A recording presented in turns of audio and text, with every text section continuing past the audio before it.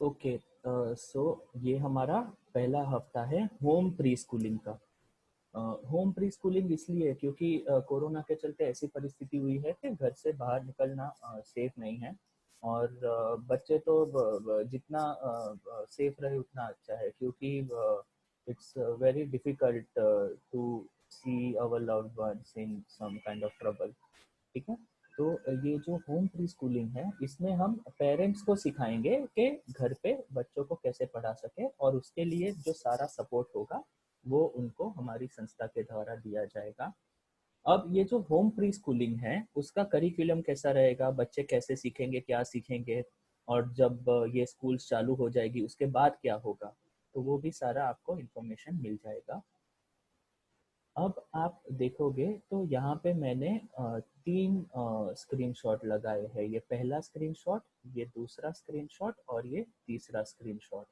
तो ये जो तीनों डॉक्यूमेंट्स हैं वो बच्चों की मतलब के प्री प्राइमरी एजुकेशन के रिलेटेड इंडिया में जो नेशनल एजुकेशन पॉलिसी है, एनसीईआरटी है और सीबीएसई बोर्ड है, उन्होंने ये पॉलिसी बनाई हुई है। सबसे पहले आया था एक अर्ली चाइल्डहुड एजुकेशन का पोजीशन पेपर, जिसमें बताया था कि बच्चों को कैसे सिखाया जाए। उसके ऊपर से जो दूसरा आया वो एनसीईआरटी ने प्री स्कूल करिकुलम बनाया था, कि जो प्री स्कूल है उसका करिकुलम कैसा होना चाहिए, उसमें कौन सी चीजें सिखानी चाहिए, कैसे सिखानी चाहिए, माहौल कैसा देना है। तो काफी सारी जो नंबर वन की चीजें थी वो नंबर टू वाले डॉक्यूमेंट में भी पाई गई। क्योंकि जब प्री स्कूल करिकुलम बन रहा था तो सीबी एनसीईआरटी ने भी वो अर्ली चाइल्डहुड एजुकेशन का जो नेशनल फोकस ग्रुप का पोजीशन पेपर था उसका रेफरेंस लिया था। और अभी अभी पिछले साल हमारी ड्राफ्ट एजुकेशन पॉलिसी आई है, जिसमें ये जो प्री स्कूल करिकुलम है उसका और अर्ली चाइल्डहुड एजुकेशन का पोजीशन पेपर है उसका रेफरेंस लिया है। अब ये सब आया था आज से लगभग 4-5 साल पहले। तो हमने क्या किया था कि जैसे ही ये डॉक्यूमेंट आया पोजीशन पेपर का, हमने उसके रिलेटेड करिकुलम बनाना चालू किया। एडिस इंटरनेशनल जो एक हमारी संस्था है उसमें, एडिस इंटरनेशनल के किंडरगार्टन में उन्होंने जो बोला था कि बच्चों में सेंसरी प्ले होना चाहिए। सेंसरी प्ले मतलब बच्चा सेंस करके कोई चीज सीखे या समझे। जैसे कि बच्चों को आप देखोगे तो काफी जगह रट्टा मराया जाता है कि मैंगोस आर स्वीट, आम मीठा होता है। अब जब बच्चा घर पे मैंगो खाता है, कभी जल्दी काट लिया तो खट्टा भी निकलता है, लेकिन स्कूल में उसको रटाया जाता है कि मैंगोस आर स्वीट। तो ये बच्चे में एक कंफ्यूजन चीज पैदा कर देती है, क्योंकि वो जो खा रहा है वो मैंगो खट्टा है, और स्कूल में चिल्ला चिल्ला के टीचर बोल रही है कि मैंगो मीठा है, मैंगो मीठा है। अब बच्चा भी सोचे यार कहाँ मीठा है ये। ठीक है। तो सेंसरी प्ले क्या कहता है कि आप बच्चे को टेस्ट से परिचय कराएं, कि ये टेस्ट को खट्टा टेस्ट बोलते हैं, ये टेस्ट को मीठा टेस्ट करते हैं। वोकेबलरी इंग्लिश की भी रहेगी, तो मीठे को जैसे स्वीट बोलते हैं। ठीक है। तो वो एक टेस्ट से बच्चा परिचित है, और वो सारे फलों के और सब्जियों के नाम से परिचित है। फिर वो कनेक्शन खुद बच्चा कर सकता है, उसको आपको बताने की जरूरत नहीं है कि ये मैंगो मीठे होते हैं। बच्चा खुद मैंगो खाएगा और उसको समझ में आ जाएगा कि आम मीठा निकला था कि नहीं निकला था। ठीक है। तो काफी सारा क्या होता है कि प्री स्कूल में मतलब बस इंग्लिश सिखाओ, इंग्लिश सिखाओ, इंग्लिश सिखाओ। उसके चक्कर में क्या हो जाता है कि वो बच्चे का डेवलपमेंट छूट जाता है। ठीक है। तो सबसे पहला जो हमने अपने करिकुलम में कंसीडर किया था वो सेंसरी प्ले किया था। दूसरा है कॉग्निटिव डेवलपमेंट। सी भाषा एक स्वरूप है, जो आप सोचते हो, जो आप फील करते हो, उसको एक्सप्रेस करने का। पर आपका जो लॉजिक है या जो इंटरनल प्रोसेस होती है दिमाग की, उस पे कोई भाषा का वो नहीं है। मतलब कि अगर किसी को इंग्लिश नहीं भी आती तो भी ऐसा नहीं है कि उसकी सोचने की क्षमता पे उसका प्रभाव पड़ेगा। ठीक है। तो जो कॉग्निटिव डेवलपमेंट है उसमें आप एक्सपीरियंस करो, आप मैथ सीखो, आप लॉजिक अपना डेवलप करो। ठीक है। सो दिमाग का डेवलपमेंट, बिल्डिंग ब्लॉक्स बनाओ। काफी सारे बच्चों की गेम्स ऐसी आती है जिससे कॉग्निटिव डेवलपमेंट होता है। काफी सारी हमने करिकुलम के साथ ऐसी गेम्स खुद डेवलप करी है जो घर की चीजों से इजीली बन सकती हैं, और जिससे बच्चे का लॉजिक, जो कहते हैं ना कॉग्निटिव, दिमाग की प्रोसेस करने की क्षमता बढ़े, ऐसा। तो वो एक दूसरा डोमेन है। तीसरा लैंग्वेज एंड कम्युनिकेशन। ठीक है। तो जो भी आप बोल रहे हो उसको आप एक्सप्रेस कर पाओ। और इसमें भी मैं फिर से कहता हूँ कि लैंग्वेज और expression does not mean early childhood education में कि सिर्फ और सिर्फ अंग्रेजी। बच्चे को अपनी मातृभाषा में भी चीजें एक्सप्रेस करनी आनी चाहिए। वो अगर कुछ अभिनय करके कुछ बता रहा है तो जरूरी नहीं है कि सारी इंग्लिश की राइम गाई तो ही उसकी एजुकेशन हो रही है। अगर वो गुजरात में है, गुजराती है, तो उसको 2-3 गुजराती राइम्स भी आनी चाहिए। अगर वो हिंदी भाषी है तो हिंदी की राइम्स भी आनी चाहिए अभिनय के साथ। तो ये लैंग्वेज इन जनरल की बात हो रही है, we are not talking about a particular language English. ठीक है, इसका मतलब ये भी नहीं है कि इंग्लिश डेवलप नहीं करनी है।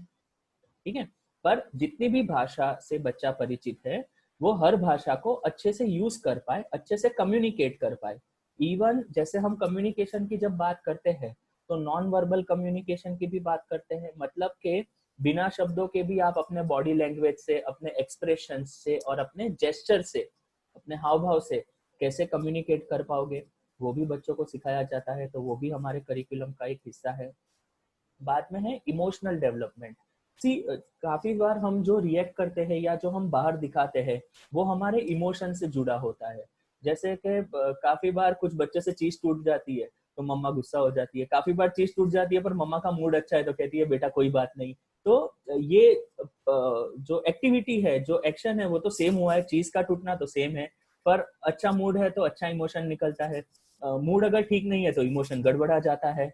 तो ऐसे ही बच्चों के साथ होता है। तो बच्चों को इमोशनली डेवलप करना है तो कैसे करना है, वो भी एक करिकुलम का हिस्सा है। फिर आता है पर्सनल डेवलपमेंट। पर्सनल डेवलपमेंट मतलब आप अपने आप को कैसे मैनेज करते हो, वो भी बच्चों को सिखाया जाना चाहिए क्योंकि वो भी एक करिकुलम का हिस्सा होना चाहिए। और पर्सनल डेवलपमेंट में रोल प्ले, या आप अपना रूटीन कैसे रखते हो, या आप अपनी सफाई या ग्रूमिंग कैसे रखते हो, आप अपना पर्सनल हाइजीन कैसे मेंटेन करते हो, वो भी बच्चों को सिखाया जाना चाहिए करिकुलम में, जो हमने इंक्लूड किया है। फिर आता है सोशल डेवलपमेंट। सोशल मतलब सोसाइटी के साथ इंटरेक्शन। तो जैसे फैमिली के मेंबर्स बाकी जो होते हैं, हमारे अड़ोस पड़ोस होते हैं, स्कूल में बच्चों के टीचर्स होते हैं, बच्चों के फ्रेंड्स होते हैं, ये सब समाज का एक हिस्सा है। तो जब हम प्री स्कूल में बच्चे को तैयार करते हैं तो आगे जाके समाज के साथ उसको कैसे रहना है और कौन सी उसमें सोशल सोशल स्किल होनी चाहिए, वो बच्चों को सिखाया जाता है। फिर आता है फिजिकल डेवलपमेंट, जिसमें मोटर स्किल उसको बोलते हैं।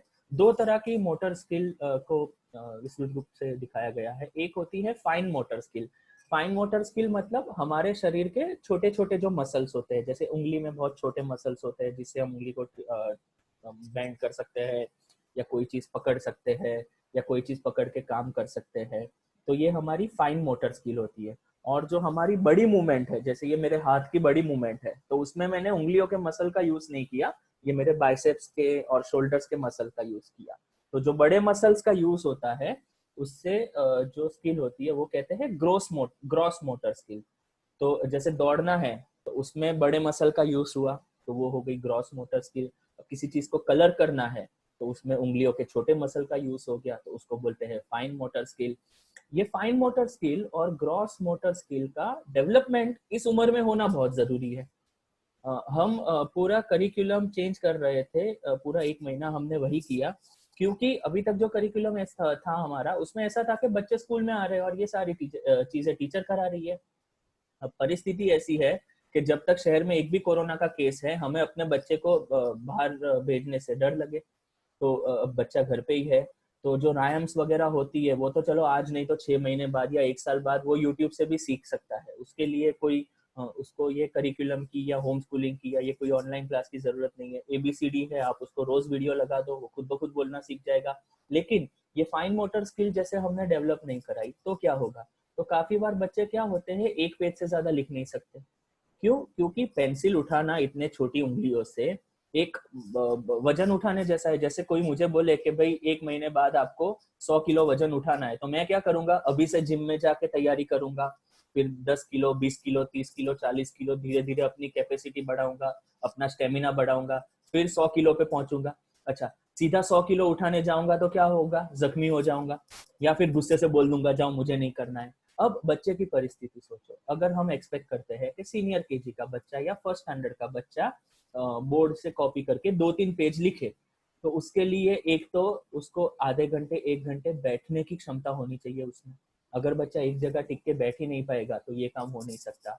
दूसरी, उसके साथ साथ ऑब्जर्वेशन की स्किल डेवलप होनी चाहिए, वरना देख रहा है 40 लिख रहा है 36। ठीक है, तो ऑब्जर्व करके वो चीज कॉपी करने की भी क्षमता होनी चाहिए। तीसरा, पेंसिल पकड़ने की क्षमता।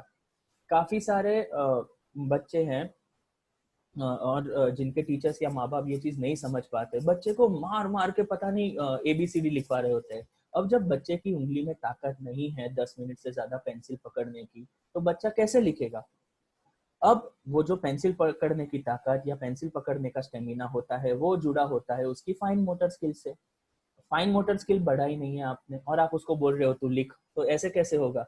जैसे किसी बेचारे पतले बंदे को बोले कि तू दारा सिंह के साथ या किसी फाइटर के साथ कुश्ती कर, तो वो थोड़ी ना करेगा। हाँ, मसल वसल उसके डेवलप हो गए हो, बाद में वो कह सकता है हाँ चलो आने दो, मैं कर सकता हूँ, मैं भिड़ सकता हूँ। ठीक है, तो ऐसे ही जो स्कूलिंग होती है उसमें काफी सारी ऐसी चीजें या ऐसी स्किल होती है या कॉम्बिनेशन ऑफ स्किल होती है जो यूज होती है पढ़ाई में स्टैंडर्ड 1 ऑनवर्ड्स। इसीलिए इसको प्री स्कूल बोलते हैं। प्री स्कूल में हम क्या करते हैं, बच्चे को स्कूल के लिए तैयार करते हैं।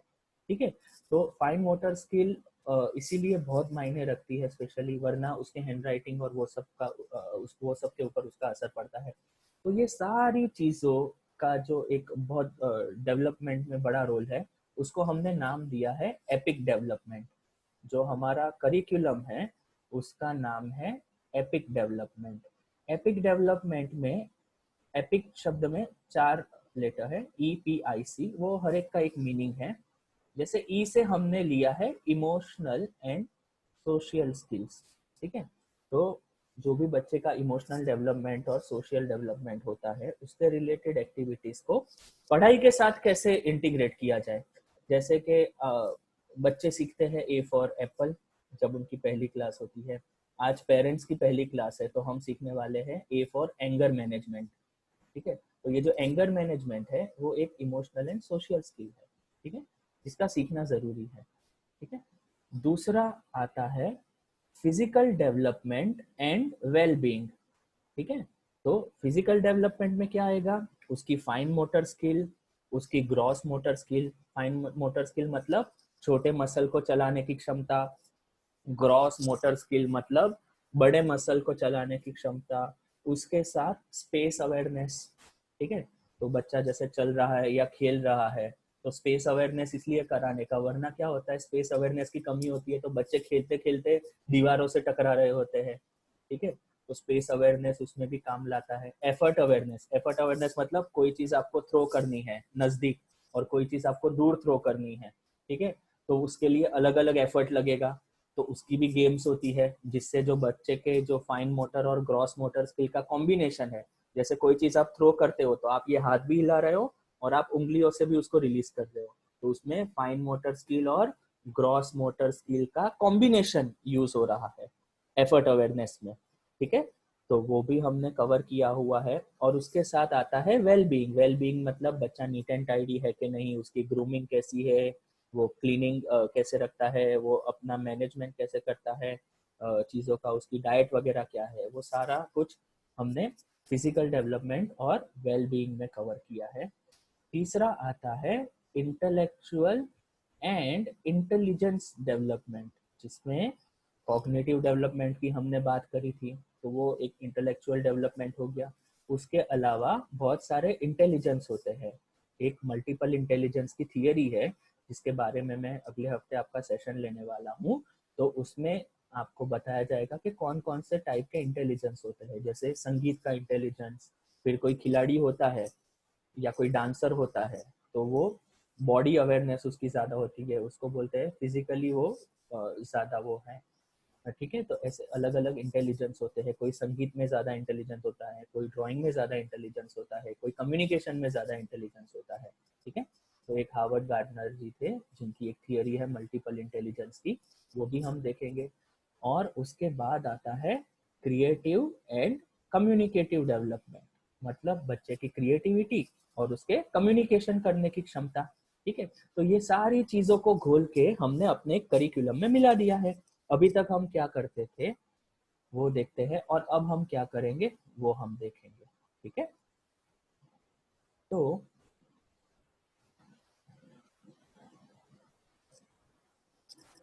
ये 2 लेटर जो है उसमें आप देखोगे कि मेरा नाम है, यूनाइटेड नेशंस की तरफ से आए थे।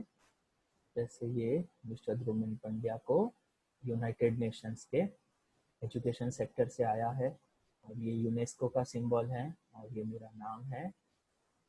ये हमें क्यों मिला था? क्योंकि जब गवर्नमेंट या गवर्नमेंट ऑफ इंडिया या सीबीएसई या कोई भी बोर्ड ये चीज़ को इम्प्लीमेंट करे, उससे पहले हमने प्रोएक्टिवली एक करिकुलम बनाया जिसमें ये सारी चीज़ें डेवलप करी। तो यूनेस्को ने बोला कि आप आइए भैया और बताइए आप क्या कर रहे हो। तो इसके लिए स्टेम एजुकेशन के लिए और एक ये सोशियो इमोशनल डेवलपमेंट के लिए जो भी मैंने और हमारी टीम ने और हमारे टीचर्स ने काम किया, वो सारा काम हमें प्रेजेंट करने का सौभाग्य मिला था। ठीक है, चलो आगे बढ़ते हैं। अब अभी तक हम क्या करते थे? तो अभी तक हम टीचर्स को ट्रेन करते थे कि आप पेरेंट्स की तरह स्कूल में बच्चों की केयर कैसे कर पाओ। इस साल हम पेरेंट्स को ट्रेन करने वाले हैं कि आप टीचर्स की तरह घर पे कैसे पढ़ा पाओ। और काफ़ी सारे पेरेंट्स ने पता नहीं क्यों ये सोच लिया होता है कि भाई हम इंग्लिश मीडियम में नहीं पढ़े थे इसलिए बच्चों को नहीं पढ़ा पाएंगे, पर ऐसा कुछ नहीं है। It's a matter of language. आपको अपने बच्चे को समझना ज़रूरी है। आप बच्चों को प्यार से सिखाओ, बच्चे कुछ भी सीख जाते हैं, क्योंकि भगवान ने उनके अंदर सीखने की बहुत अच्छी क्षमता दी हुई है, जो मेरे और आप में अभी इतनी नहीं रही, उम्र के साथ वो निकल जाती है। और दूसरा आता है टेक्नोलॉजी। जैसे कि अभी हम जूम से जुड़े हुए हैं, फिर बाद में जिनका मीटिंग मिस हुआ है तो उनको सेम वीडियो यूट्यूब पे देखने को मिलेगा। फिर मीटिंग का इनविटेशन मैं व्हाट्सएप से आपको भेजता हूँ। तो टेक्नोलॉजी ने क्या किया है कि हमारे बीच के अंतर को बहुत कम कर दिया है। तो स्कूल से क्या होगा, पूरे हफ्ते में क्या क्या आप बच्चे को करा सकते हो उसका एक आपको कोटा दिया जाएगा कि भाई इस हफ्ते आप इतनी इतनी चीजें क्लियर करें। डेली टाइम टेबल क्यों नहीं? क्योंकि काफी सारे घर पे डोमेस्टिक हेल्प भी नहीं है। जैसे पहले हमारे यहाँ झाड़ू पोछा बर्तन करने के लिए भी कोई हेल्पर आता था। अब कोरोना के चक्कर में भी बच्चे की सेफ्टी के लिए काफी पेरेंट्स ने भी उसको मना किया होता है।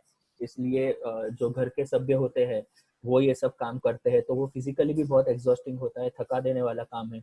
उसमें अगर स्कूल से भेजे आज ये कराओ, फिर शाम को मैं भेजूं आज ये क्यों नहीं कराया, फिर दूसरे दिन बोलूं ये कराओ, तो ये परिस्थिति ऐसी नहीं है जिसमें इतना जल्दी आप फॉलो अप कर पाए। इसका मतलब ये भी नहीं है कि बच्चे को कुछ नया ना सिखाए या बच्चे की डेवलपमेंट पे ध्यान ना दे। इसलिए हम क्या करने वाले हैं कि सोमवार की शाम तक पूरे हफ्ते में क्या कराना है उसका एक डिटेल डॉक्यूमेंट आपको भेजेंगे, जिसमें हिंदी भाषा का भी यूज होगा। तो आपको पता है कि भाई हाँ, बच्चे को ये एक्टिविटी करानी है, बच्चे के साथ ऐसे ऐसे खेलना है। खेलते खेलते बच्चे सबसे ज्यादा सीख जाते हैं। ठीक है, तो बच्चे को एक जगह टिका के पढ़ाने की जगह अगर हम ऐसी एक्टिविटी भेजेंगे जिसमें बच्चा भी खुश है, खेल रहा है, आप भी खुश हो, बच्चे के साथ क्वालिटी टाइम स्पेंड कर रहे हो, तो लर्निंग अपने आप हो जाएगी। अच्छा, उसके अलावा काफ़ी सारी ऐप्स है हमारे पास। तो वो जो मोबाइल एप्लीकेशन होती है, जैसे कि कोई माँ बाप अंग्रेज की आवाज़ में ऐसे ए फॉर एप्पल ऐसे नहीं सिखा सकते, पर कोई बात नहीं, मोबाइल में ऐप डाउनलोड कर दो तो हमारी जगह ऐप बोलेगी। तो हमें तो एक प्लेटफॉर्म प्रोवाइड करना है, बच्चे को एक वातावरण प्रोवाइड करना है। जरूरी नहीं है सारी चीजें पहले आप सीखो फिर बच्चे को सिखाओ, ऐसा नहीं होता। ठीक है, हम वातावरण प्रोवाइड करेंगे तो बच्चा नेचुरली वो चीजें सीख जाएगा। ठीक है, सो जो हमारा करिकुलम होगा या जो हमारी एक्टिविटीज होगी या जो हमारा रूटीन होगा, उसमें कॉम्बिनेशन ऑफ थिंग्स होगा, और वो सारा आपको एक साथ एक पेपर पे डाल के इसलिए देंगे कि यहाँ वहाँ आपको ढूंढना ना पड़े। तो वो पेपर में होगा कि भाई आप फिजिकल डेवलपमेंट के लिए ये कराओ, आप ग्रॉस मोटर स्किल के डेवलपमेंट के लिए ये कर सकते हो, आप उसको स्पेस अवेयरनेस के लिए ये गेम खेले, आप उसके कॉग्निटिव डेवलपमेंट के लिए ये चीज़ ऐसे करें। तो वो सारी चीज़ें आपको एक डॉक्यूमेंट के उसमें दी जाएगी, और पूरा हफ्ते में फ्लेक्सिबल रूटीन फॉलो करके जब आपका सिखाने का मन हो और जब बच्चे का सीखने का मन हो तब वो चीज़ करें। अच्छा, काफ़ी सारी चीज़ें ऐसी होती है जिसमें एक बार नहीं पर बार बार उसका रिपीटेशन करने से आती है, तो वो भी हम आपको बताएंगे कि कौन सी चीज़ बार बार करनी है। काफ़ी सारी ऐसी चीज़ें होती है जिसमें आप खुद टीचिंग टूल्स, सीखने के संसाधन डेवलप करोगे, तो वो फिर बच्चे के पास रखो तो बच्चा अपने आप उससे खेलता रहेगा। ठीक है, so to conclude this slide I would say कि अभी तक हम टीचर में जो केयरिंग का गुण था वो डेवलप करते थे, इस साल सेम करिकुलम रहेगा, पर अब पेरेंट्स बच्चे को मॉनिटर कर रहे हैं, तो बच्चे को कैसे घर पे मैनेज करना है वो सारी जानकारी आपको मिल जाएगी। और दूसरा, हम व्हाट्सएप के माध्यम से आपके टच में रहेंगे, तो कोई भी चीज में कभी भी ये करते करते आपको कोई भी डाउट आए तो वो आप हमें बता सकते हैं। और बच्चे को आप चीजें सिखाओ, वो खुश हो तो उसकी फोटो खींचो, आप उसकी वीडियो हमें व्हाट्सएप में शेयर करो, तो हमें भी पता लगेगा और अच्छा लगेगा कि बच्चे घर पे कैसे सीख रहे हैं। ठीक है, तो जैसे ये 10 पेज का होमवर्क है, ये 5 पेज आपके बच्चे ने नहीं किए, वो सारी चीजों से ज्यादा डेवलपमेंट पे फोकस रहेगी अपनी। और एक बार अपनी फोकस डेवलपमेंट पे है और हमने सही ट्रैक पकड़ा है, तो इसमें कुछ भी गलत नहीं, सब सही ही होगा। ठीक है। और सबसे पहली चीज जो हम सीखेंगे लर्निंग एनवायरनमेंट क्रिएट करने के लिए, तो वो ये है कि हैप्पीनेस। अगर बच्चा खुश है तो वो कुछ भी कर लेगा। आप हमारे घर में ना, एक सबके घर में इनफैक्ट, मेरे नहीं, ऐसा होता है कि जब बाहर से कोई मेहमान आता है तो बच्चे को हम बोलते हैं कि भाई ये करके दिखाओ, ये करके दिखाओ। और आई थिंक ये कार्यक्रम सबके घर में होता होगा जहाँ पे छोटे बच्चे हैं। तो बच्चे भी खुश होते हैं ना तो सब कर देते हैं, और जब खुश नहीं होते तो कुछ भी नहीं करते, फिर आप उससे कितनी भी कोशिश कर लो। तो जो खुशी वाला पार्ट है, जो हैप्पीनेस है, वो बहुत जरूरी है। और इवन बच्चे में नहीं, हमारे में भी। तो वो हैप्पीनेस मतलब कैसे, हम खुश कैसे होते हैं वो हम समझते हैं। तो हमारे दिमाग में हॉर्मोन्स होते हैं, अलग अलग केमिकल हमारे दिमाग में निकलते हैं, जो हमें अलग अलग चीजें फील कराते हैं, जो हमारे लिए अच्छी बुरी चीजें करते हैं। तो वो 4 सबसे इम्पोर्टेंट हॉर्मोन्स है जो हैप्पीनेस से जुड़े हुए, जो खुशी से जुड़े हुए। सबसे पहले मैं ये चीज क्यों सिखा रहा हूँ, क्योंकि काफी सारों के लिए आप देखोगे कि भाई ये पैसे कमा रहा है, पैसे कमा के क्या करेगा, तो अच्छी लाइफस्टाइल अफोर्ड कर पाएगा। उसके बाद क्या होगा, तो बोले वो खुश होगा, तो चलो अच्छा है, मतलब खुश होना इंपॉर्टेंट है ना। अब उसको लगता है कि मैं पैसे कमा के खुश हो पाऊंगा। और दूसरा कोई ऐसा होता है कि प्रोफेशनल सक्सेस, कि काम, मेरा प्रमोशन, और उसमें जुड़े होते हैं। फिर उसके बाद उसको क्या मिलता है, तो खुशी और सेटिस्फेक्शन। काफी सारे ऐसे होते हैं जो स्पिरिचुअल वे में ज्यादा अंदर उतरे हुए होते हैं खुद के, तो उनको भी आगे जाके इसमें क्या प्राप्त होता है, खुशी प्राप्त होती है। तो आप देखोगे तो हर कोई जब अपने आप को पुश करता है कोई चीज अचीव करने के लिए, तो it is always pursuit of happiness. Happiness के पीछे हर कोई भाग रहा है, चाहे कोई अमीर गरीब छोटा बड़ा, मेल फीमेल, कोई भी देश का कोई भी व्यक्ति आप देखो, तो हर कोई हैप्पीनेस के पीछे भाग रहा है। हम भी हैप्पीनेस के पीछे भाग रहे हैं। ठीक है, पर उसके लिए पता तो होना चाहिए कि ये हैप्पीनेस काम कैसे करती है। ठीक है, तो हैप्पीनेस के 4 केमिकल होते हैं। एक है डोपामाइन, एक है ऑक्सीटोसिन, एक है सेरोटोनिन, और एक है एंडोर्फिन्स। अब ये हर एक कैसे काम करता है, तो सबसे पहला केमिकल जो है वो है डोपामाइन। तो डोपामाइन का एक दूसरा नाम भी है, इसको बोलते हैं फील गुड हार्मोन। तो it is a neurotransmitted and often termed as a chemical of reward. तो ये फील गुड फैक्टर जो डोपामाइन दिमाग में सीक्रेट होता है, वो कब होता है, जब व्हेन यू फील गुड। और वो कब होता है, it's a chemical of reward. Reward मतलब जब आप कोई चीज अचीव करते हो तो आपके दिमाग में डोपामाइन सीक्रेट होता है। ठीक है, जैसे क्रिकेट में किसी ने सिक्सर मार दिया, तो वो जो क्रिकेट में सिक्सर मारने के बाद वाली फीलिंग होती है ना, वो आपको सेंस ऑफ अचीवमेंट देती है, वो डोपामाइन आपके दिमाग में रिलीज करा रही है। जैसे छोले भटूरे बना रहे हो और भटूरा एकदम परफेक्ट फूला किसी गृहिणी का, तो वो सेंस ऑफ अचीवमेंट आएगी ना कि हाँ ये कितना अच्छा भटूरा मैंने बनाया। तो ये फील गुड जो फैक्टर है, वो एक्चुअली क्या होता है, तब आपके दिमाग में डोपामाइन रिलीज हो रहा होता है। तो आप समझे मैं क्या फीलिंग कह रहा हूँ, जो सेंस ऑफ अचीवमेंट, कभी आप कुछ निशाना लगा रहे हो और बुलजाई आपने हिट किया, निशाना आपका सही जगह पे लगा, तो ये फील गुड हार्मोन आपको जो फीलिंग देगा, जो रिवॉर्ड वाली फीलिंग देगा, वो डोपामाइन होता है।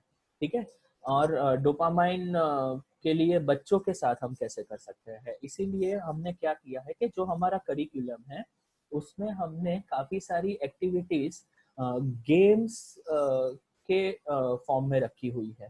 तो बच्चों को आप कोई भी गेम दोगे जिसमें पढ़ाई का कोई ना कोई कॉन्सेप्ट जुड़ा होगा, पर जब वो अचीव करेगा तो उसके दिमाग में खुशी होगी। अब 4 पेज किसी बच्चे को आप लिखने दो, तो वो सेंस ऑफ अचीवमेंट तो आएगी नहीं, वो फील गुड फैक्टर तो आएगा नहीं कि हाँ मैंने तो 4 पेज लिख दिया, मजा आ गया, नहीं। लेकिन कुछ गेम कर रहा है बच्चा, मेमोरी गेम जैसे खेल रहा है लेटर्स की या फोनेटिक्स की या नंबर्स की, और वो बच्चा कुछ अचीव कर रहा है, तो वो जो सेंस ऑफ अचीवमेंट होती है, जो फील गुड फैक्टर होता है, वो डोपामाइन रिलीज करा रहा है। तो हमने भी हमारे करिकुलम में काफी सारी गेम्स इसलिए इंक्लूड करी है ताकि बच्चों को भी वो फील गुड फैक्टर आए। और एक बार वो फील गुड फैक्टर आ गया, बाद में आप बार बार वो करने की कोशिश करते हो। ठीक है, जैसे क्रिकेट में एक बार छक्का मार दिया, फिर बोले कि हाँ भाई सिक्सर मार दिया, अब नहीं खेलना, ऐसा है। वो दूसरी बार मारने की कोशिश करेगा, ही विल बी मोटिवेटेड, उसको बोलना नहीं पड़ेगा कि तू प्रैक्टिस करो, खुद ब खुद उसका इंटरेस्ट उसमें बढ़ेगा because of this sense of achievement. अब जब आप छोटे बच्चों के साथ डील करते हो तो बच्चे को सही टारगेट देना बहुत जरूरी है। ये फील गुड फैक्टर तभी आएगा जब एक टारगेट और बच्चा अचीव कर पाए। क्या होता है, काफी बार एकदम बहुत ऊंचा टारगेट होता है और वो अचीव नहीं कर पाता बच्चा, फिर वो चीज करना ही छोड़ देता है। जैसे बच्चे को क्रिकेट हम सिखाते हैं, अब पापा की तो कैपेसिटी है चलो 100 किलोमीटर आर पर बॉलिंग करने की, पर जब अपने बच्चे को सिखाते हो तो पहली बॉल ही थोड़ी ना ऐसे बाउंसर मारोगे, पहले आप नीचे से ऐसे करोगे बॉल, फिर नीचे से करोगे और एक टप्पी पड़ के बच्चे के पास जाए ताकि बच्चा उसको खेल पाए, फिर ऐसे करके धीरे डालोगे, फिर ऐसे करके थोड़ी फास्ट डालोगे। तो ऐसे आप क्या कर रहे हो, धीरे धीरे धीरे धीरे टारगेट बढ़ा रहे हो और वो बच्चा भी धीरे धीरे धीरे धीरे वो चीज अचीव कर रहा है, तो ही इज फीलिंग गुड। पहली बॉल बाउंसर डाल दी तो बच्चा तो छोड़ के चला जाएगा, बोले नहीं खेलना क्रिकेट। ठीक है, तो ऐसे ऐसे ही जो भी एकेडमिक एक्टिविटी है उसमें वो जो टारगेट का डोज है ना वो बहुत जरूरी है। इतना अघरा काम दे दिया कि बच्चा वो एक्टिविटी करने को ही राजी नहीं है तो फिर कोई फायदा नहीं है। काफी बार मैंने देखा है कि बच्चे का होमवर्क माँ बाप कर रहे होते हैं, बोले स्कूल ने एक्टिविटी दी है पर अभी बच्चा तो करने को राजी नहीं है तो हम कर देते हैं। तो ये जो बच्चों के साथ ये फील गुड फैक्टर के साथ काम करना हो तो कोई बड़े टारगेट को छोटे छोटे बहुत सारे टारगेट में कन्वर्ट करो। जैसे एक बड़ी चीज बच्चा अचीव नहीं कर सकता है पर बहुत सारी छोटी छोटी चीजें वो अचीव कर पाएगा। ठीक है, सो ऐसे हम हमारे करिकुलम के साथ हमारे फील गुड हार्मोन डोपामाइन को मैनेज करेंगे। अब दूसरे हार्मोन की बात करते हैं, तो दूसरा हार्मोन है ऑक्सीटोसिन और सीरोटोनिन। सीरोटोनिन के बारे में पहले देखते हैं। तो सीरोटोनिन जो हार्मोन है वो हमारे मूड को और हमारी नींद को और हमारी भूख को और हमारे डाइजेशन को, ये सबको वो मैनेज करता है।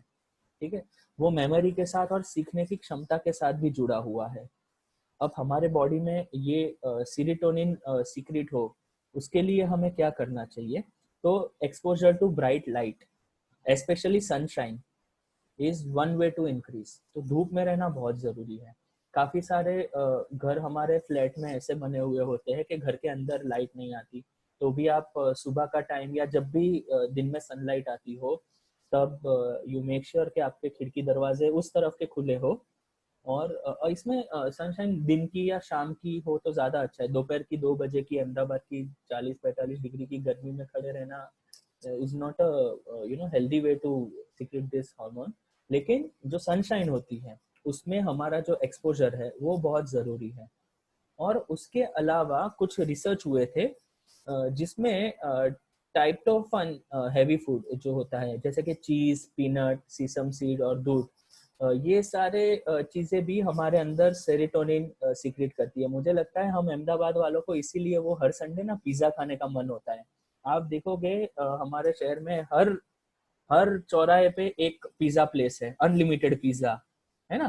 तो शायद वो चीज भी ये चीज में हेल्प करती है। पर अगर आप हर हफ्ते बाहर का खाना ना चाहे तो फ्री की सनलाइट है, कभी भी आप अपने सनशाइन का डोज ले ले तो आपके बॉडी में सीरोटोनिन खुद ब खुद सीक्रेट हो जाएगा। ठीक है, तीसरा देखते हैं ऑक्सीटोसिन। ऑक्सीटोसिन मतलब लव हार्मोन, प्यार।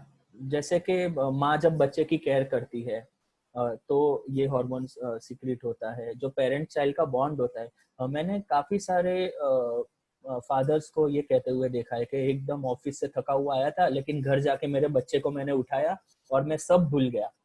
तो जब आप अपने बच्चे को कडल करते हो तो ये जो ऑक्सीटोसिन है, जो प्यार का हार्मोन है, वो आपके दिमाग में रिलीज होता है। ठीक है, और काफी बार पेट्स होते हैं जैसे पालतू हमारा डॉग या कैट, तो पता है हम जब कहीं बाहर से आते हैं तो वो भी हमारे पीछे पीछे आ जाएगा हमें मिलने। या जब हम बाहर से आते हैं तो बच्चे हमें ऐसे देख के हाथ ऊपर करते हैं, हम उनको गले लगाते हैं। तो ये जो फीलिंग है ऑक्सीटोसिन की, वो एंजाइटी दूर करती है। तो आपने भी देखा होगा कि जब आप कुछ बाहर से मतलब एकदम स्वस्थ नहीं थे और दिमाग गड़बड़ चल रहा है या थोड़ी डल फील कर रहे थे, पर घर आके अपने बच्चों के साथ कुछ पल बिताओ तो खुद ब खुद आप खुश हो जाते हो। तो तब आपके दिमाग में ऑक्सीटोसिन नाम का हार्मोन सीक्रेट हो रहा होता है।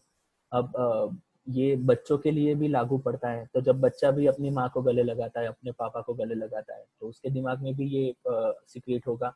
तो जो फिजिकल टच होता है, जैसे काफी बच्चे होते हैं ना कि उनको थपेड़ो तो ही सोते हैं, तो दिस टच या this stroking is also one way of you know feeling cared.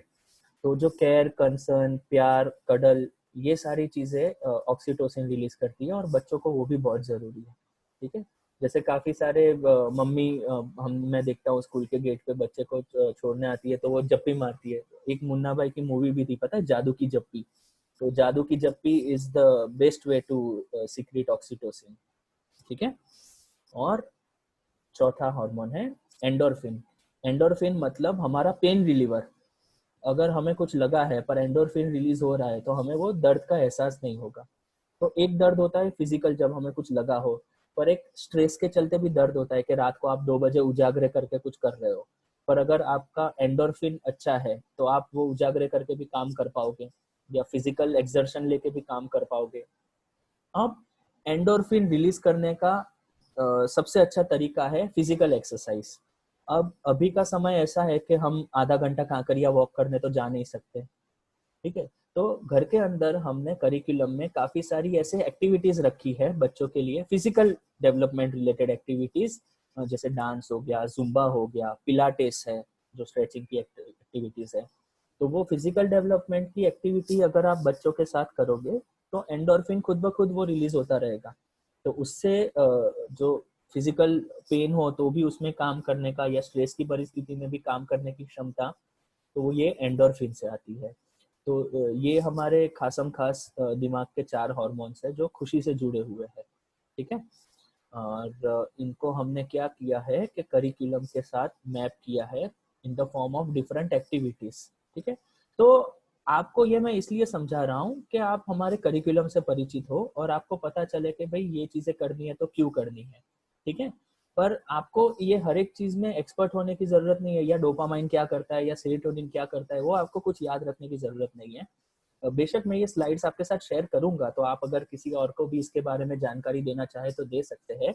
लेकिन ये जो सारा क्रक्स है ये लर्निंग का, वो हम डिजाइन की हुई एक्टिविटीज के फॉर्म में हिंदी में ट्रांसलेट करके आपको देंगे, ताकि आप बहुत आसानी से पढ़ पाओ कि बच्चे से क्या कराना है और आप वो एक्टिविटी बच्चे के साथ कर पाओ। कुछ कुछ एक्टिविटी ऐसी है जो पेरेंट्स और बच्चे मिलके करेंगे, कुछ कुछ एक्टिविटीज ऐसी है जो बच्चे को खुद करानी है, और कुछ कुछ एक्टिविटी ऐसी है जो पहली बार दूसरी बार जब बच्चा करता है तो आप उसकी हेल्प करें और फिर धीरे धीरे धीरे उसको इंडिपेंडेंट बनने दें। तो ये सारी जानकारी आपको दी जाएगी। और आज का एक हमारा आखिरी part, A for anger management. हमने क्या किया है कि जो सोशियो इमोशनल डेवलपमेंट का और फिजिकल डेवलपमेंट का करिकुलम है उसको एबीसीडी के साथ भी मैप किया है।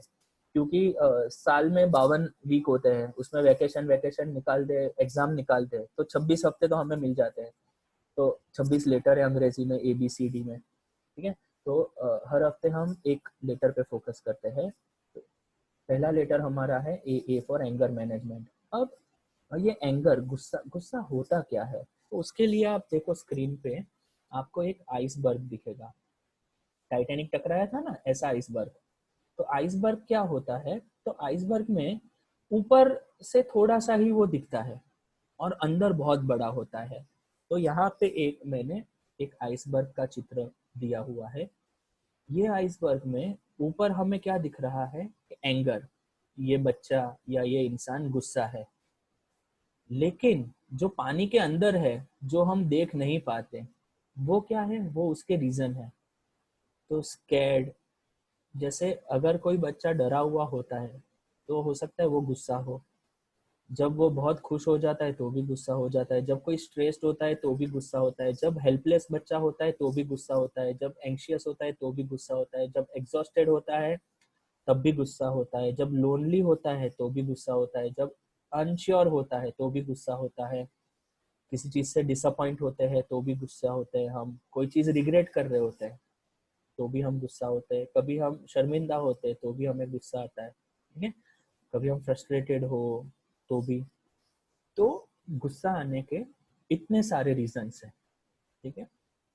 तो जब भी आपका बच्चा गुस्सा हो, एक चीज याद रखना कि आज तक किसी भी बंदे का गुस्सा सामने वाले के गुस्सा होने से रिलीज नहीं हुआ है, ठीक है।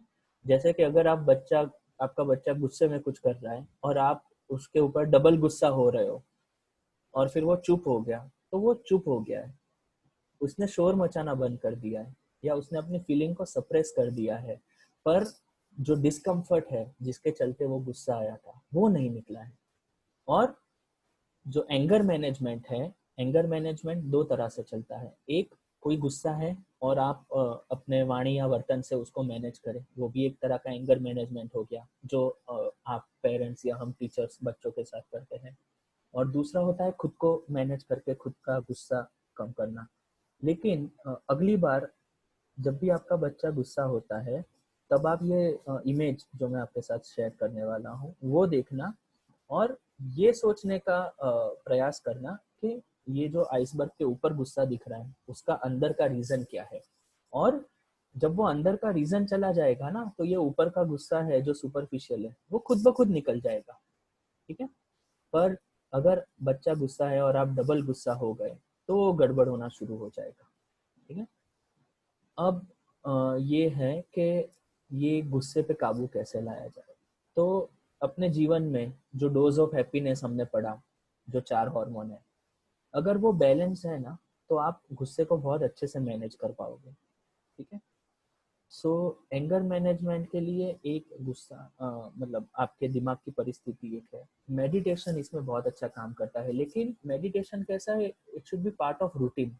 जब आपको गुस्सा आएगा और कोई मेडिटेशन करने को बोले, या जब आपका बच्चा गुस्सा है और आप उसको बोलो ये चल गुस्से थे वो मेडिटेट कर, गुस्सा हुआ मेडिटेट कर, वो डबल गुस्सा हो जाएगा, परिस्थिति और खराब हो जाएगी। तो मेडिटेशन कैसा है कि जब प्यास लगे तब कुआं खोदने नहीं जा सकते, पर अगर आपने पहले से कुआं खोद के रखा है तो जीवन भर पानी देगा आपको। ऐसे ही मेडिटेशन है, ठीक है। और मेडिटेशन मतलब इसको काफी सारे लोगों ने अपने अपने हिसाब से अपने अपने रूप दिए हैं, पर कोई भी कर सकता है मेडिटेशन, बहुत सारे स्वरूप हैं, उसमें से जो स्वरूप आपको लगे उचित वो आपको करना है। और दूसरा, जैसे बच्चे जब स्कूल में आते हैं तो हम भी उनको मेडिटेशन सिखाते हैं, उसमें से कुछ बच्चे करते हैं, कुछ बच्चे कुछ दिन के लिए करते हैं फिर भूल जाते हैं, और कुछ बच्चे ऐसे होते हैं कि जो लाइफ टाइम करते हैं। पर इसमें पेरेंट्स का रोल बहुत बड़ा है। जैसे अगर आपका बच्चा आपको रोज मेडिटेशन करते हुए देखेगा तो वो खुद ब खुद मेडिटेट करेगा, उसको आपको बोलने की भी जरूरत नहीं पड़ेगी। पर अगर आप बच्चे को मेडिटेशन में बिठा के खुद मोबाइल पे कुछ कर रहे हो या खुद टीवी देख रहे हो, फिर वो नहीं फॉलो करेगा। बच्चे क्या है, जो देखते हैं ना वो सीखते हैं, उनको जो बोला जाता है वो नहीं, जो देखते हैं वो आपको मेडिटेशन करता हुआ देखेंगे, तो बच्चा आपका खुद ब खुद मेडिटेट करने लगेगा। काफी सारे मैंने देखे हैं पेरेंट्स और बच्चे के वीडियो, जिसमें पेरेंट रोज सुबह एक्सरसाइज कर रहे हैं तो बच्चा भी उनके बाजू में आके एक्सरसाइज करने लगता है। तो आप एक्सरसाइज करोगे तो आपका बच्चा नेचुरली आपको देख के एक्सरसाइज करने लगेगा। अगर आप रोज मेडिटेशन कर रहे हो तो आपका बच्चा नेचुरली रोज आपको देख के मेडिटेट करने लगेगा। अगर आप रोज डांस कर रहे हो, रोज गाना गा रहे हो, रोज संगीत का रियाज कर रहे हो, तो बच्चा भी वो चीज खुद ब खुद करने लगेगा। तो काफी सारी चीजें ऐसी है जो एज अ पेरेंट आप अपने बच्चे में इंकलकेट करना चाहो, या आप चाहो कि आपके बच्चे की जीवन का ये हिस्सा बने, तो उसके लिए बहुत जरूरी होगा कि आपको ये करना है, ठीक है। कमिंग बैक टू एंगर, ठीक है। तो एंगर के लिए सबसे ज्यादा जरूरी है कम्युनिकेशन, बात करना। अगर गुस्सा हम दबा के रखते हैं, किसी से भी हम गुस्सा है, नाराज है, जब तक हम बात नहीं करेंगे तो क्या होगा, हमारे अंदर वो एंगर सप्रेस होगा, वो एंगर हमारे वर्तन में आ जाएगा। तो वो जो किसी के चलते हम गुस्सा हुए थे और हमारे अंदर वो है, भरा है, निकला नहीं है, तो क्या होगा, हमारा वर्तन ऐसा होगा जिससे सामने वाला और गुस्सा हो जाए। तो ये फिर चलता रहता है। तो एक आप वो उसने आपको इतना गुस्सा किया, फिर आपके वर्तन से वो थोड़ा और गुस्से हो गया, फिर उसके रिएक्शन से आप थोड़ा और गुस्से हो गए, फिर उस आपके रिएक्शन से वो थोड़ा गुस्सा हो गया, तो ऐसे ऐसे ऐसे ऐसे फिर वो बढ़ता जाता है। पर एक बार ये चेन को ब्रेक करके अगर कम्युनिकेट किया जाए तो वो बहुत अच्छे रिजल्ट्स देता है। दूसरा बच्चों के लिए, क्योंकि आपको अभी पेरेंट हो आप, तो आपको खुद को भी संभालना है, बच्चे को भी संभालना है। तो बच्चा जब भी गुस्सा हो तो आप देखो कि उसके अंदर कौन सी रॉ फीलिंग छुपी हुई है। एक बार वो रॉ फीलिंग आप पता कर लोगे तो फिर बच्चा खुद ब खुद खुश हो जाएगा। और ये सारी चीज़ों को आप बहुत इजीली, इसका मतलब ये नहीं है कि कभी बच्चा गुस्सा नहीं हो रहा है। सी, बच्चे को गुस्सा होने से रोकना सबसे बड़ी गलत चीज़ हो जाएगी। तो जो एंगर है, बच्चे का एंगर, बच्चे का गुस्सा, उसको आपको कैसे देखना है कि इट इज अ इंडिकेशन। जैसे कि थर्मोमीटर लगाया तो बुखार है, तो इट इज अ इंडिकेशन। फिर वो बुखार कौन से रीजन से है वो डॉक्टर पता करता है ना। तो थर्मोमीटर क्या करता है कि पता लगाता है कि बॉडी टेम्परेचर इतना हुआ, तो बॉडी टेम्परेचर इंडिकेशन होता है। उसका रीजन हो सकता है कोई इन्फेक्शन हो सकता है कफ एंड कोल्ड हो सकता है वायरल हो। तो वो बुखार आने के रीजन बहुत सारे हो सकते हैं। फिर वो करेक्ट रीजन को हटाओगे तो बुखार जाएगा। ठीक है, बुखार को दबाओगे दबाओगे दबाओगे और बच्चे को ट्रीटमेंट नहीं कराओगे तो लोचा हो जाएगा। तो सेम वे एंगर जो है, जो गुस्सा है, वो एक इंडिकेशन है। आपको क्या करना है, ये इंडिकेशन से आपको चौकन्ना हो जाना है कि हाँ भाई चलो बच्चा गुस्सा है, पता करो क्यों है। और जो चीज उसको गुस्सा दिला रही है आप कम्युनिकेट करो, आप वो चीज को टैकल करो, तो सही मायने में एंगर मैनेजमेंट होगा। लेकिन खुद गुस्सा करके बच्चे का गुस्सा आज तक कोई माँ या कोई बाप नहीं रोक पाया है। इसलिए आपको सबसे पहले अपना एंगर मैनेज करना है, फिर बच्चे की सहायता करनी है। ठीक है, तो ये हो गया हमारा ए फॉर एंगर मैनेजमेंट। और एंगर मैनेजमेंट रिलेटेड जो एक्टिविटी है वो लाइफस्टाइल से जुड़ी हुई है। तो मेडिटेशन के हम 2-3 ऑप्शंस आपको भेजेंगे, आप देखो कि इसमें से कौन सा मेडिटेशन आपको उचित लग रहा है। ठीक है, बहुत सारे मैंने देखे डूस एंड डोंट्स, आविर्ते कराए आविर्ते ना कराए। मतलब मेडिटेशन एक सिंपल सी चीज जिसमें आप खुद के साथ जुड़े हो, उसको भी इतना टेक्निकल बनाया जाता है कि कोई बोलता है मुझे मेडिटेशन नहीं आता है। इसमें आने की, आप आंख बंद करके बैठो ना तो भी मेडिटेशन हो गया। फिर वो होता है कि मेडिटेशन में सोचना है कि नहीं सोचना है, फिर बोले कि मेडिटेशन में कोई भी थॉट नहीं आना चाहिए। तो अगर आप मेडिटेशन में बैठे हो और आप सोच रहे हो कि मुझे कोई भी थॉट नहीं आ रहा है, ये भी तो एक थॉट हुआ। तो ये सारी जो टेक्निकलिटीज है वो सुपरफिशियल है। अपने को याद रखने का, दिमाग चलता है केमिकल से, और केमिकल को कैसे मैनेज करना है वो हमें मैनेज करना है। उसका जरिया क्या है, लोगों ने, जैसे आप 1000 रुपए की मेडिटेशन क्लास लगा रहे हो, फिर कोई बोले कि 1000 वाली नहीं 5000 वाली में ज्यादा शांति मिलती है तो अब वो लगा रहे हो। ऐसा कुछ भी नहीं है। सी, मेडिटेशन में सब कहते हैं ना कि स्पिरिचुअली आगे बढ़ना, ये कोई आगे बढ़ने की प्रोसेस नहीं है, ये अंदर उतरने की प्रोसेस है। आपको खुद के भीतर जाना है, खुद को समझना है। और थॉट्स आते हैं नहीं आते हैं ये सारी, it's a matter of movement. So let let the thought come, let the thought go. ख्याल आ रहे हैं, आएंगे, जैसे आएंगे वैसे चले जाएंगे। उसको पकड़ के नहीं बैठना है या उसी को नहीं देखना है, बस आंख बंद करके बैठो। तो भी ये जो प्रैक्टिस है रोज आप करो तो बहुत अच्छे आपको रिजल्ट्स देगी। काफी बार जैसे काफियों के घर में पूजा होती है और एक रूटीन होता है कि दिया जला के अगरबत्ती जला के भगवान के आगे बैठते हैं, वो भी एक तरह का मेडिटेशन हुआ। ठीक है, तो जो स्वरूप में आप मेडिटेट कर पाते हो वो स्वरूप में करो। इसमें कुछ सही गलत या कोई राइट रॉन्ग या कोई ज्यादा प्रभावशाली कोई कम प्रभावशाली, ऐसा कुछ नहीं है। तो इस हफ्ते आपके साथ एक वीडियो शेयर की जाएगी जिसमें एंगर मैनेजमेंट की टेक्निक्स होगी और मेडिटेशन की टेक्निक्स होगी। तो उसमें से आपको जो उचित आती है आप वो फॉलो करें। ठीक है, और ये हमारा आज का पीपीटी का सेशन का एंड है। तो इसके बाद